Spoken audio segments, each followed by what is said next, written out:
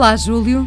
Minha querida. Hoje pegamos numa reportagem, num artigo muito interessante da Isabel Lucas, feito para o Jornal Público, com um título que faz esta pergunta: há livros que nos podem fazer mal?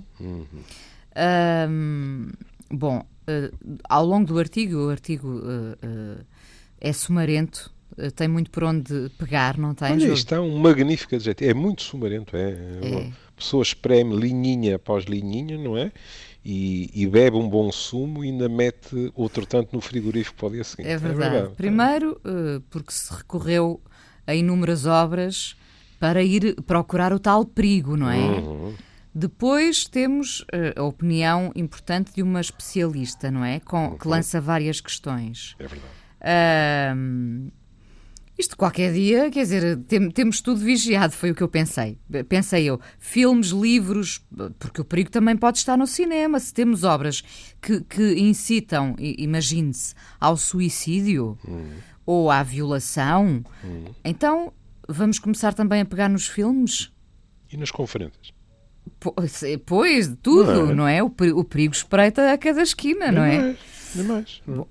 Pronto, isto, para lhe falar com toda a franqueza, o artigo é interessantíssimo, é de enorme interesse, mas eu sorri-me e pensei assim: haverá livros perigosos? E eu pensei, disso falo com a Inês. Há uma coisa que decido já: há temas deprimentes. Porque eu acabei aquilo e vou-lhe dizer, ainda por cima para um professor, são facadas atrás de facadas. Porque nós estamos... Um professor e um apaixonado pela literatura também, não é? Está bem, querida, mas nós estamos a falar de universitários. Bom, isso é o mais surpreendente aqui, barra chocante. Nem mais. Não é? Nem mais. Que adultos, quer dizer, eles já são adultos, mas que adultos vão ser eles? Que pais vão ser eles? Que líderes vão ser eles? Que paranoia é esta, não é? Pronto. É uma quase paranoia. É. Bom, cuidado. Estamos a utilizar a palavra no sentido ligeiro. Sabe que eu não sou nada partidário de aplicar, no fundo, diagnósticos psiquiátricos a pessoas que os não justificam. Aliás, pode haver aqui linguagem psiquiátrica, mas de um outro calibre. Portanto, nós estamos a falar de universitários americanos, de várias universidades, a pedir que os protejam de livros perigosos. Porque eu vou tentar, o que em mim não é fácil, eu vou tentar manter um discurso minimamente cauteloso para não fugir muito dos carris. Porque estes universitários podiam, por exemplo, fundar um clube em cada uma das universidades e dizer, neste clube, nós só lemos os livros X e não lemos os livros Y, porque consideramos que ou é má literatura, ou mesmo o que eles dizem, são perigosos para nós. Pronto. Eu já ficaria arrepiado. Mas o que é feito é outra coisa, de uma infantilidade e de uma falta de autonomia extraordinária, que é, eles pedem a quem faz os currículos, eles pedem ao poder universitário que bana, que proíba determinados livros que eles consideram perigosos para si mesmos. O que é espantoso. Porque é nem sequer assumirem a responsabilidade de fazerem uma triagem, digamos assim, nas suas leituras.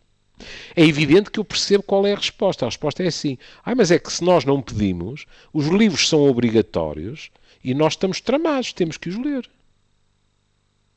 Felizmente, até agora, as direções têm recusado, porque a esmagadora maioria dos livros considerados perigosos, ainda por cima, são, no fundo, o quê?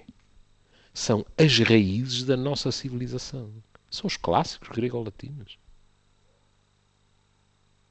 Isto é verdadeiramente extraordinário. E então, quais são as razões aduzidas? As razões são, olha, em Harvard, estudantes de Direito de Harvard não querem estudar as leis sobre violação. Eu não queria acreditar no que estava a ler. Quer dizer, alguém que vai fazer um curso de Direito, no fundo está a dizer assim, pois, mas no corpo legislativo desta nação há algumas leis que eu acho que nós não devíamos ser obrigados a estudar. O que me leva a pensar que eles depois também não quereriam sujar as mãos em processos que dissessem respeito a isso nos tribunais. E então, uma das leis, imediatamente, as leis sobre a violação. Porquê? Porque estar a estudar as leis sobre a violação, seja para mais tarde estar do lado da acusação, do lado da defesa ou na cadeira do juiz, pode, vou citar, reacender o trauma de alguém que foi violado. Mas então Como é que se enfrenta o assunto, então, não é? Mas, e se o argumento é este, minha querida, então porquê é que se pode ter no programa leis sobre violência doméstica? É válido para tudo, não é? É para tudo. Não é? Quer dizer, suponhamos, a Inês está em Harvard no curso de Direito. Está a estudar leis sobre violência doméstica. Por azar seu, a Inês teve uma infância em que ou sobrou até para si ou assistiu a cenas terríveis entre os seus pais. Pronto. À luz deste argumento, a Inês diz, não, estas leis não estudo, porque fazem-me sofrer, eu lembro-me de coisas lá para trás, quer dizer, eu vou repetir a palavra, que aliás é a palavra também utilizada pela minha colega, não é? Isto é a infantilização absoluta, é uma tentativa extrema, digamos assim, de tirem-me da frente e da secretária e dos exames e dos programas tudo aquilo que me possa incomodar. O que é levar verdadeiramente ao absurdo esta obsessão desta sociedade de evitar todos os afetos negativos. Seja a tristeza, seja a recordação penosa, seja o que for. E como nós dizíamos, por parte da elite. Elite essa, por exemplo, no artigo é referido isso, que o célebre Seinfeld disse que já se recusa a ir. Recusa-se a ir às universidades porque eles não suportam uma piada. Está a ver? Pronto, eu não fui, como alguns amigos meus, um tipo que viu todos os episódios de Seinfeld. Mas vi muitos. E uma das características do humor é que é um humor corrosivo. Que eu aprecio muito. E agora imaginarmos que um homem destes diz assim, não, eu agora não vou a uma universidade, porque algumas das piadas que eu faço, eles ficam assustados, ou ficam agressivos, ou qualquer coisa, porque não têm poder de encaixe.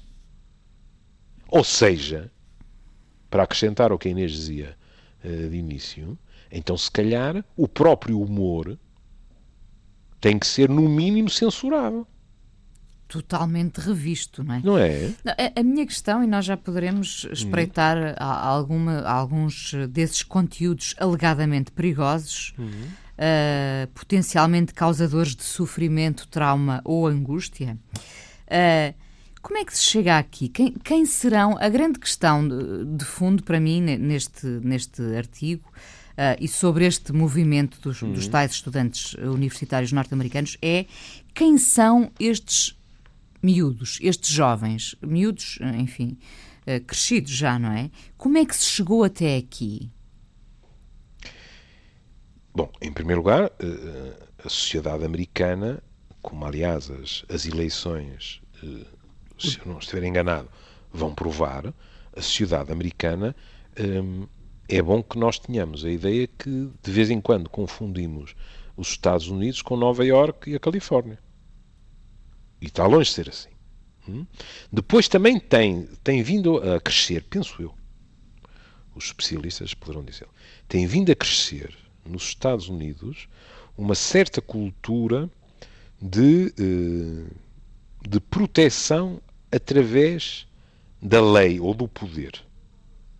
Vou passar a explicar. Por exemplo, quando se fala dos feminismos, é muito frequente a Inês ouvir discussões acesas, sobretudo entre feministas europeias e feministas americanas, porque, pelo menos grupos das feministas americanas, têm muita tendência para exigir serem protegidas pela lei praticamente em relação a tudo.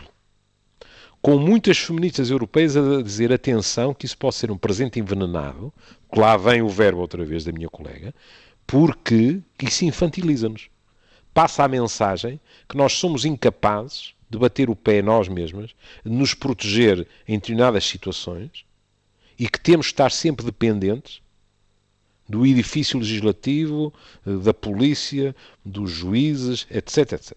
Já não me lembro de nomes, me lembro há anos atrás, um exemplo dessa discussão foi uma ministra francesa que chegou lá e disse com a maior das calmas, há determinadas situações que eu não quero que seja a lei a resolver. Resolvo eu respondendo ou enfiando um par de bofatadas num homem. Disse assim. Pronto. Na América, em certos círculos, há muitas... Depois estamos a falar de gerações, como é evidente, não estamos a falar dos hispano-americanos ali da esquina. Estamos a falar de gerações, muita desta gente é hiperprotegida. E, portanto, tudo o que possa, digamos assim, abanar o barquinho é considerado perigoso. Agora, e esta recusa de tudo o que angustie, de tudo o que entristeça, isso é muito típico desta sociedade. Mas agora veja. Deixa-me só perguntar, quando claro. diz hiperprotegidos pelos pais, pelos professores, Sim, pelos... eu penso que é qualquer coisa de muito mais precoce. E depois também, isto também traduz uma outra visão, que é o mal está fora de nós. O perigo está fora de nós. Se nós conseguirmos erguer muralhas, ficamos protegidos. O que é também do infantilismo atroz. Porque veja, os clássicos, os greco-romanos, mas então, o grande perigo vem de gente como quem? Platão? Ovídio? Sêneca? Ovídio, que vem citar as Metamorfoses? Se calhar vale a pena ler uma passagem considerada perigosa. Avance. Um dia colhia violetas e brancos lírios e ia enchendo com entusiasmo juvenil cestas e o regaço à compita com as amigas a ver quem colhia mais. Quando Dite a viu e quase em simultâneo se namora e rapta. Tão precipitado era o seu amor. Aterrada, desata a deusa a chamar com voz desolada pela mãe e as companheiras, sobretudo pela mãe. Rasgando a parte de cima do vestido, a túnica soltou-se e as flores colhidas caíram por terra. E tal era a candura que presidia aos seus anos de menina, que até também a perda das flores consternou a rapariga. Pronto. É preciso escavar, não é? Pronto. Fundíssimo para... E agora qual é o risco desse trecho? A depressão? A violação? A violação, não é? Pronto. Quer dizer, isto é um nexo de causa e efeito verdadeiramente extraordinário. Porque, com esse tipo de raciocínio, não é assim, nós em Portugal, olha, Mário Sá Carneiro, não se pode ler. Suicídio. Suicidou-se. O livro do Desassossego está completamente fora de questão. Um livro do Virgílio Ferreira com toda a angústia existencial que lá está, não pode ser, porque os nossos universitários ficariam também com uma enorme angústia. Mas, no fundo, é caso. Lembra-se que há umas semanas falámos de um livro que me tinha sido aconselhado pelo meu filho mais velho, da história da curiosidade. E em que falámos aqui da relação entre curiosidade e imaginação. Não é? Mas aqui, o que esta gente está a pedir é ponham-nos numa redoma com os nutrientes indispensáveis e numa espécie, digamos assim, de caldo de cultura, de uma monotonia atroz, mas em que não há a mínima vaga. E é assim que nós queremos, entre aspas, crescer. Porque é bom não esquecer que esta gente depois sai da universidade. E o que é que vai acontecer? Como é que vão lidar com os problemas? Pois é. E como é que nós podemos considerar-nos vivos sem a dúvida? sem a pergunta, sem a abertura ao novo e também a tudo o que nos conduziu aqui. Porque, por exemplo, a antiguidade clássica é a base da nossa civilização. E pura e simplesmente... Porque, repare, uma pessoa pode dizer assim, Júlio, mas, por exemplo, a Inquisição também proibiu uma data de livros. Pois proibiu. E porquê? Porque aqueles livros eram considerados, à época, como é evidente, eram considerados heréticos, em termos de religião. Aqui é algo de muito mais difuso. Aqui é, de uma forma perfeitamente subjetiva, eles não estão a dizer estes livros são heréticos. Podiam dizer isso. Não, não. O que eles estão a dizer é estes livros incomodam-nos. Noutros casos, algo de profundamente acrítico, estão a dizer, e mais a mais, algumas leituras podem provocar este ou aquele comportamento nas pessoas. Peço desculpa. As pessoas são diferentes. Uma pessoa que esteja deprimida pode perfeitamente acontecer, e estou-me a lembrar de casos, que, estando deprimida, a leitura, por exemplo, há bocado falei nele, do livro do desassossego, seja uma leitura penosa. Porque a pessoa está deprimida. Mas agora, isto é inverter a questão. É dar, assim, uma visão do género. Se não andarem por aí esses livros perigosos, e como a Inês acrescentou, esses documentários perigosos, esses filmes perigosos, e esses amigos nossos que podem falar de coisas perigosas ao café, nós estamos todos muito bem e não acontece nada mal. Está a ver como é completamente disparatado? Claro. É perigoso. Esse comportamento aqui é por si só perigoso, não é? Inês, é limitar-nos a liberdade a muitos níveis, enfim. Inês, nós amanhã, amanhã ou depois de amanhã, pronto, amanhã na segunda-feira, se cá estivermos, falaremos do debate que começa a haver na sociedade portuguesa sobre o manifesto. O direito à morte com dignidade. À luz do que estes universitários dizem, por uma questão de coerência, eles deviam escrever um abaixo-assinado à RTP e dizer assim, olha, o programa da Menezes e do Machado de Vaz, segunda-feira, dia tal, é uma má influência. Porque pode dar ideias a certas pessoas. Ponto final, parágrafo. Mas rigorosamente falando, também poderiam dizer, mas cuidado, aqueles que estão a dizer nas televisões que esse debate tem que ser feito e além do debate tem que ser feito um referendo, também têm que ser todos calados. Porque ao admitirem o debate e ao dizerem olha, fazemos um referendo e os portugueses que decidam. Também estão a angustiar-nos, porque significa que nós depois temos que encarar a hipótese de votar sim ou votar não a uma pergunta qualquer. Percebe? Claro. Ora, não só não é possível, mas o que é assustador é, neste pedido expresso, há um outro latente, que é trocar a nossa liberdade, trocar a nossa humanidade, que não pode acontecer sem nos debruçarmos sobre nós mesmos. As partes boas, as partes más, as alegrias, as tristezas, etc. Porquê? Pela calma da superficialidade. O que estes jovens estão a pedir aos conselhos diretivos das suas universidades é partam os espelhos. Em termos simbólicos, como é evidente. Sim. Não é? Nós não queremos espelhos à nossa volta. Não é? Pronto. E depois, como é evidente, a minha colega faz uma intervenção de enorme bom senso. Manuela Correia, psiquiatra. Manuela Correia, muito obrigado. Porque não tinha tirado. Peço imensa desculpa. Excessiva psiquiatrização da sociedade. Excessiva psiquiatrização. Pronto, lá vem um dos exemplos. O perigo da normalização. Pronto, a questão de uma coisa é uma criança irrequieta, outra coisa é uma criança hiperativa, não é? Depois, um aspecto muito importante que eu gostei muito. Ela falar da importância da aprendizagem do medo. O medo é um sentimento não só natural, como de enorme utilidade.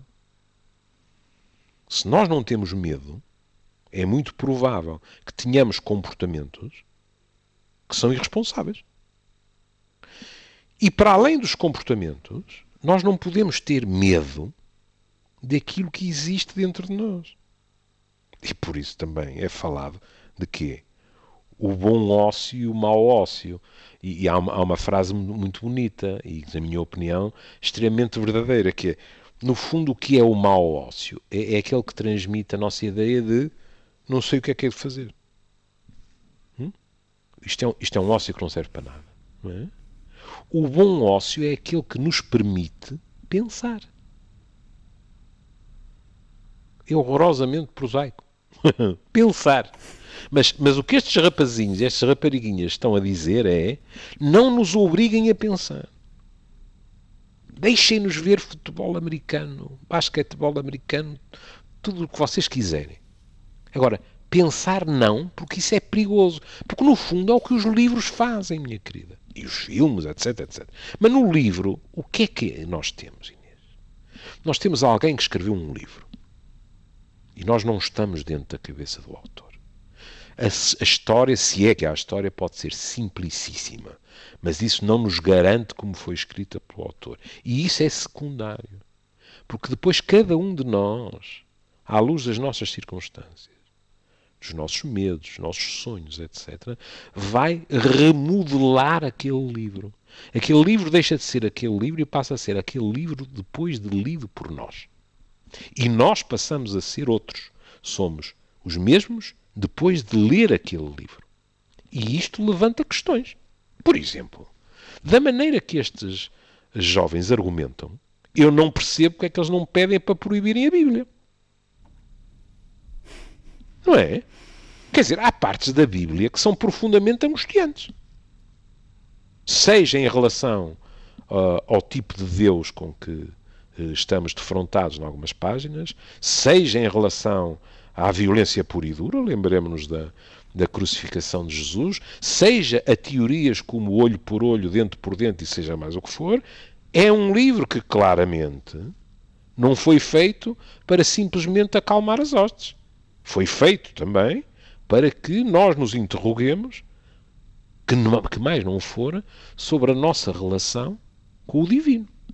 Ó Júlio, isto é tão assustador, não é? Que lembra o romance e depois filme, o Fahrenheit 451, escrito pelo Ray Bradbury. Exatamente. Em 1953, não é? E qual é a história do livro e depois do filme? Todos os livros têm de ser queimados. Nem mais. Não é? É crime tê-los. É crime tê-los. É de facto um perigo tê-los. E o que é que acontece a determinadas pessoas? Elas decoram o seu livro Nem mais. de forma a que ele não possa ser retirado. É um exemplo magnífico, porque é um livro com o qual se poderiam fazer cursos intensivos para estes jovens, para lhes explicar que é exatamente o contrário do que eles pensam. Porquê é que no Fahrenheit é proibido ter livros? Porque ter livros e ler questiona o poder total. Claro. É revolucionário. E, portanto, as pessoas decoram-nos, porque têm medo de os ter mesmo. Porquê é que os nazis, também, uma das primeiras produções em cinemascope que nos forneceram foi queimar pilhas de livros considerados não aceitáveis para o bom ariano?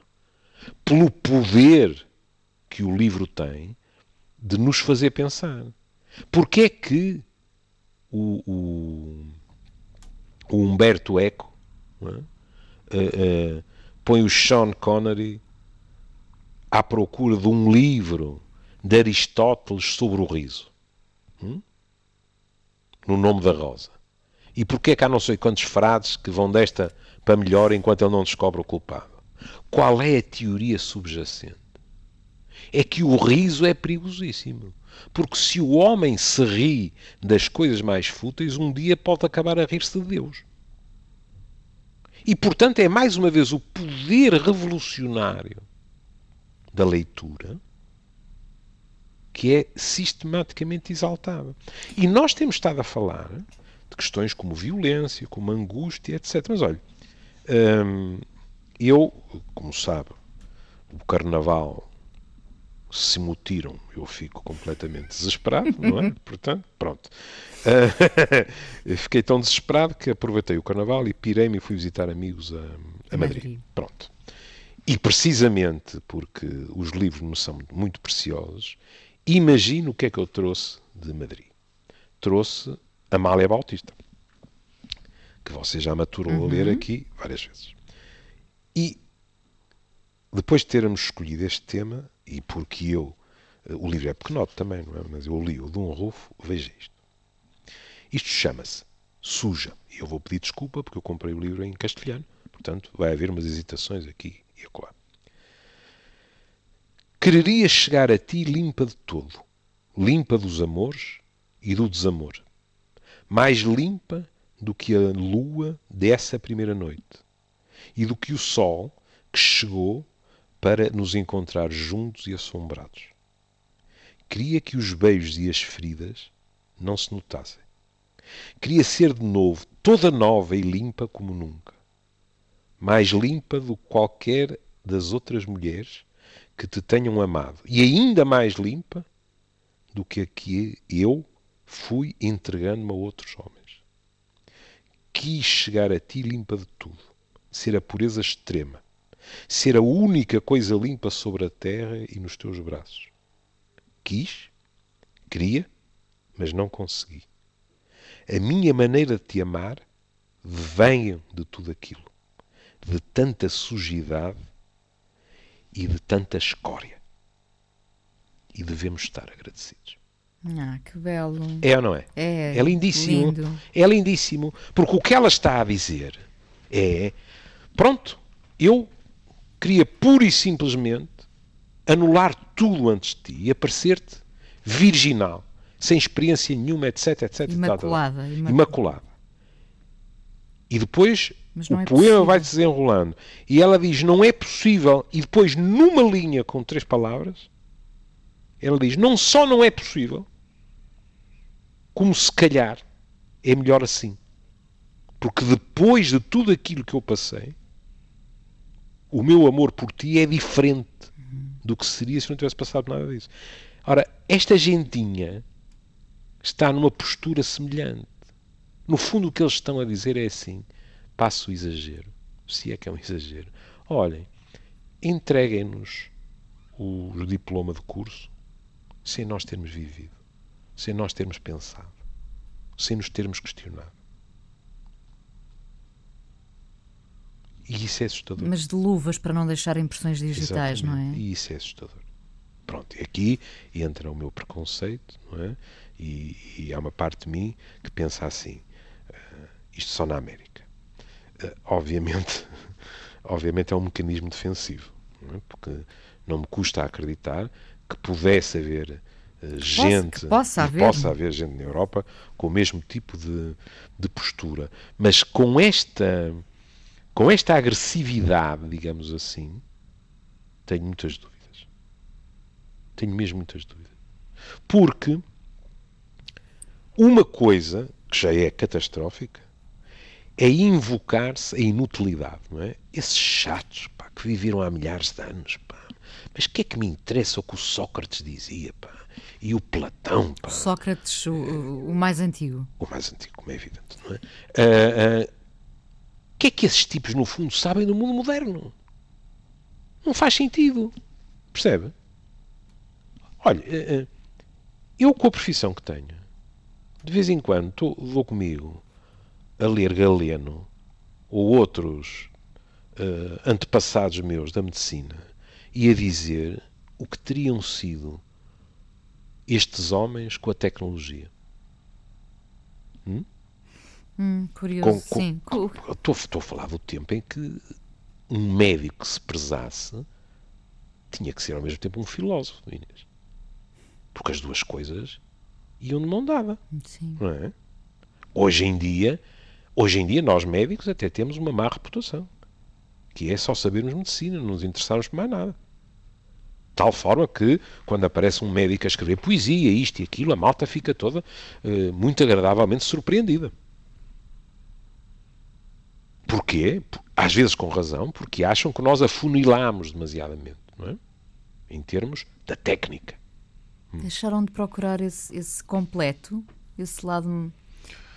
Olhe, eu acho que posso dizer isto porque estou-me a pôr dentro do barco. Não é lá por estar aposentado que deixei de ser um professor. Eu acho que as faculdades de medicina caíram no logro de pensar que a sua função era formar super especialistas e cientistas. E acho, como seria inevitável, que neste momento temos estado a ser colocados perante espelhos e não é por acaso, olhe, não é por acaso que há cursos especificamente sobre a relação médico-doente. O que em princípio não faria sentido nenhum, não é? A tal relação que se perdeu. Ou não sei se não alguma vou vez... tão longe, não é? Mas que seguramente... Como é que eu lhe hei de explicar? É claro que uma pessoa pode ter uma explicação para isto meramente pragmática e dizer assim, que remédio tinham médicos até há umas décadas atrás com os poucos recursos terapêuticos que tinham, se não concentrarem-se muito mais no doente. Não estou a dizer o contrário.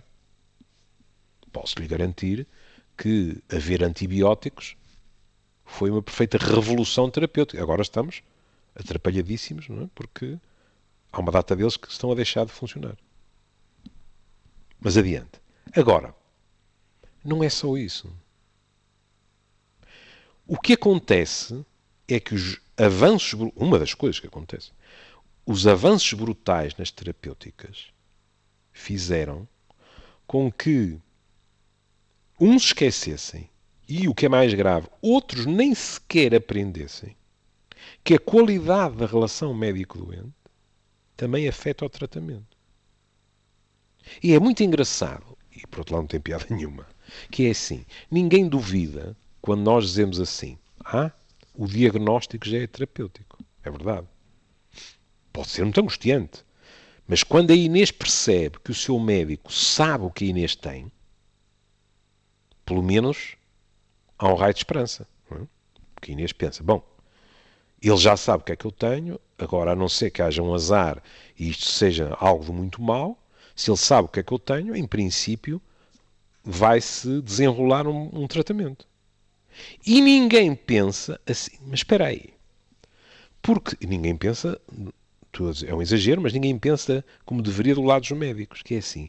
Porque é que há doentes que nos dizem espontaneamente eu fui ao seu colega fulano tal e saí de lá e já me sentia melhor. Isto foi hipnotismo? Não, não foi. Foi às vezes o valor, entre aspas, de mercado, concedo. De vez em quando nós vamos a alguém que tem um tal renome que uma pessoa diz, epá, isto é o topo de gama, pá, portanto... Não, mas foi a atenção, não foi? Mas não é isso, é a relação. É a relação, portanto, a atenção que nem mais. E tivemos. E isto influencia o tratamento. Já para não sermos mais prosaicos, e diz isto, por exemplo, influencia a continuação do tratamento. Porque se a Inês não se sente tratada como uma pessoa pelo seu médico, provavelmente deixa de lá ir. Tão simples como isso. Claro. Não é? Em relação aos nossos estudantes universitários norte-americanos que pedem... Também se põe. Veja, por exemplo, os que são de direito.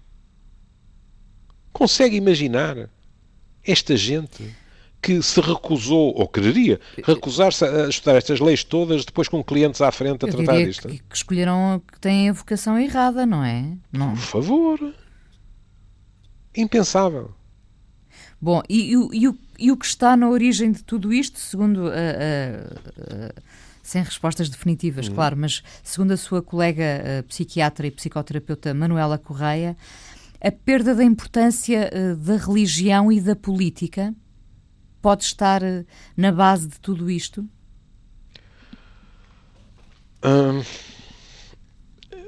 Isso agora no fim do programa, é a falsa fé. O que eu acho é que são planos diferentes. Eu acho que a religiosidade, mais até que a religião, não é? A religiosidade é muito importante porque implica a nossa relação com o sagrado, a nossa nostalgia da transcendência. Logo, esta é a minha opinião, tem uma capacidade de formatar, em termos psicológicos, por isso eu não disse religião. As religiões às vezes formatam, mas é no mau sentido. Mas de formatar, digamos assim, na busca da transcendência, na busca de qualquer coisa diferente, digamos assim, percebe? E, portanto, eu não concebo muito bem a vida sem a religiosidade. Concebo-a perfeitamente sem a religião, eu sou agnóstico, não é? Mas sem a religiosidade, isso aí não concebo. E outra hipótese que você pôs foi? Política. A política aí parece mais uma consequência, que é assim, gente com este tipo de abordagem intelectual muito dificilmente se interessa por política, a não ser que seja interessar-se para potenciar os seus interesses.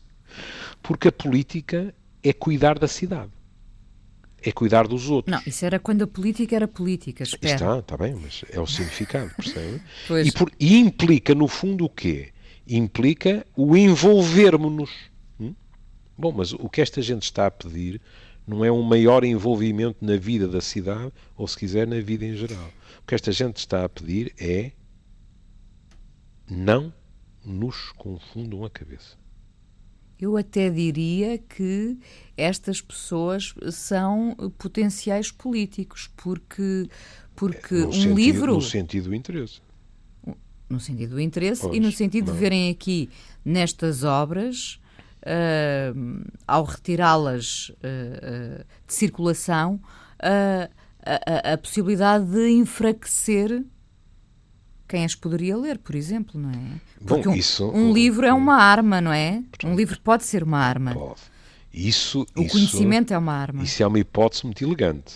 Mas para lhe falar com toda a franqueza e com todo o preconceito, acho que você está quase a ser elogiosa para estas mentes iluminadas. Ai, não, isso não. Porque a Inês está a pensar assim, espera, eles têm um projeto de poder que passa por as pessoas serem cada vez mais ignorantes, o que é uma ótima maneira de as controlar. Mas o problema é que as primeiras pessoas ignorantes que eles estão a tentar fazer são eles mesmos. Eles não estão a tentar monopolizar o saber ou o conhecimento. Não. Eles estão a negar o conhecimento para eles e para todos. E isso é que é verdadeiramente assustador em termos de pensar, mas então, para esta gente, no fundo é assim, para esta gente, o que seria o futuro? Porque a primeira premissa que salta do belíssimo artigo é esta gente, em grande parte, quer apagar o passado. Repare que esta obra de que falei aqui do Ray Bradbury era uma obra de ficção científica. Pois, mas cuidado, mas com toda a lógica. Como também os 1984, essa coisa toda. Claro. No fundo, qual é sempre a equação? O poder o que é que diz? Nós, ou eu, dou-vos segurança e vocês não me questionam. Olha, outro dia falávamos disso. É uma versão em ficção científica de Pão e Circo dos romanos. Sim. Eu entretenho-vos, vocês têm as vossas vidinhas, etc, etc. Agora, o que vocês não podem ter é instrumentos ou questões psicológicas que ponham esta hierarquia em causa. Acha que isto vai ser só fogo de vista e nada mais, Júlio? Acho que é assim. No dia em que eu abrir um jornal, abrir ou ler online, que Columbia ou Harvard, a pedido de grupos de alunos, retiraram dos currículos Aristóteles, Platão, etc., vão ter que me descobrir pelo cheiro 3 ou 4 dias depois, não é? E arrombarem a porta e vir-me buscar. Porque eu caio redondo. Porque é assim, em termos culturais não se pode ser mais baixo. Mas a única hipótese para estes estudantes será de facto não saírem de casa, não é? Porque, como eu dizia no início, o perigo espreita a cada filme, a cada saída, não é? Mas, Inês. Até há frases perigosas escritas nas paredes, Inês, não é? Que podem levar pronto, Inês, neste momento a Inês suponha-se nos Estados Unidos, e se calhar até se supõe com prazer. Liga à televisão e tem, de um lado, o senhor Donald Trump a dizer: comigo vai ser tiro raso. Imigrantes não entram. Os nossos inimigos vai tudo à bomba, ou assim, ou assado, etc, etc, etc. Não é? Pronto. Do outro lado, tem um velho socialista, não é? Que está a fazer frente a Hillary Clinton. E que, pelo menos no início, levanta aquela... Pronto, em princípio não, porque diz-se que ele não tem penetração entre os hispânicos e os afro-americanos, como Obama tinha, não é? Pronto. E, portanto, há muita ideia que, chegando aos Estados com grandes percentagens dessas etnias, não é? Clinton, inevitavelmente, passa para a frente. Não sabemos. Pronto. Mas a Inês é uma destas pessoas, abre a televisão e ouve um noticiário. Mas a Inês não se quer angustiar com nada. Era o que faltava. Portanto, para onde é que vai ligar? Para um canal de desenhos animados? Não, é que os desenhos animados também estão muito perigosos. Pois é. Eu vejo-os com a minha filha e eu acho que é para adultos, sabe? Pronto. Está a ver, olha, veja, não é? Agora falámos de desenhos animados, não é? E depois o que esta gente se priva. Já nem estou a falar dos clássicos, porque presumo que alguns deles seja 2 em 1 e digam assim, ainda por cima aquilo é uma seca de estudar, portanto é tudo ganho. Mas já viu, estes rapazes, estas raparigas não podem ver um filme do Tarantino, não é? Por exemplo, eu gosto muito de Tarantino e reconheço que os filmes são extremamente violentos. Mas para esta gente, a argumentação devia ser: mas a ver aqueles filmes, nós saímos todos de lá para irmos repetir coisas, não é? E é esta linearidade que é confrangedora, ainda por cima, vou repetir, não estou a falar em termos morais, nem sequer em culturais, são coisas diferentes. Mas em termos de conhecimento, é confrangedora na elite. São os universitários. Sim. Bom, foi um prazer ler este artigo da Isabel Lucas. Isso foi, sem dúvida nenhuma. No Público. Olha, lá está, um prazer angustiante. Sim, e eu, claro, se aplicasse os métodos deles, dizia assim: o artigo é ótimo, mas eu não devia ter lido isto. Pronto. O que é que vamos ouvir, Julinho? Eu fui para o YouTube. Esse perigo também, não era? Esse perigo, não é? E encontrei exatamente uma canção a dizer para não termos medo das palavras. Vamos ouvir, então. Emily Sand, não é? Exatamente, que eu nunca tinha ouvido na vida. Pronto. Read All About It. Read All About It, exatamente. É um bom título, sabe? Na dúvida, mais vale ler de mais do que de menos. Até amanhã. Até amanhã, querida. Um beijinho.